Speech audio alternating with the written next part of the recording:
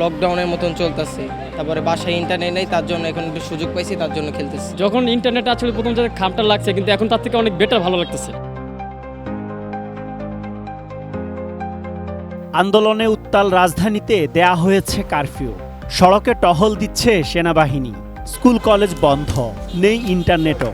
এমন অচেনা বাস্তবতায় আর কতক্ষণ বাসায় বন্দি থাকা যায়? তাই কারফিউ আর সেনাবাহিনীর টহল উপেক্ষা করে মূল সড়কেই কেউ খেলছে ক্রিকেট, কেউ বা আবার ব্যস্ত ফুটবল খেলায়। যে এখন তো লকডাউনের মতন চলতেছে, তারপরে বাসায় ইন্টারনেট নেই, তার জন্য এখন একটু সুযোগ পাইছি, তার জন্য খেলতেছি।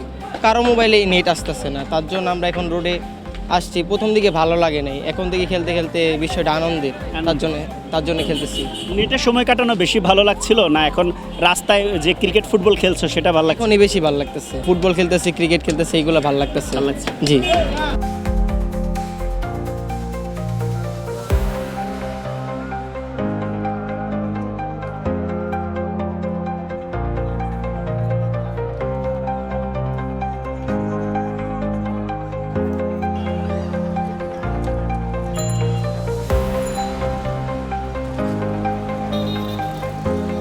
অনেক দিন পরে রাস্তা এরকম খালি পাওয়া গেছে। এর মধ্যে আপনার চলতেছে লকডাউন, কি কারফিউ চলতেছে। কারফিউর কারণে আর কি আমাদের কাজকর্ম নাই, এরপর হচ্ছে আমাদের পাশাপাশি ইন্টারনেটও নাই, যে কারণে আর কি প্রথম দিক ভালো লাগে নাই, বাসায় বসে থাকতে বোর লাগতেছিল। এই জন্য মূল সড়কে একটু খেলাধুলা করতেছে আর কি ছোটোদের সাথে।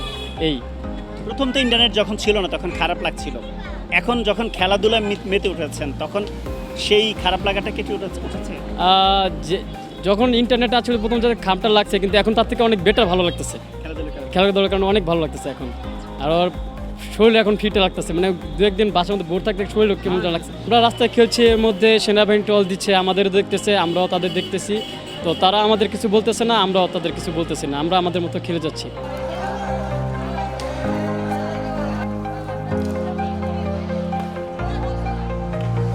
Asad Bhuiyan, ATN news.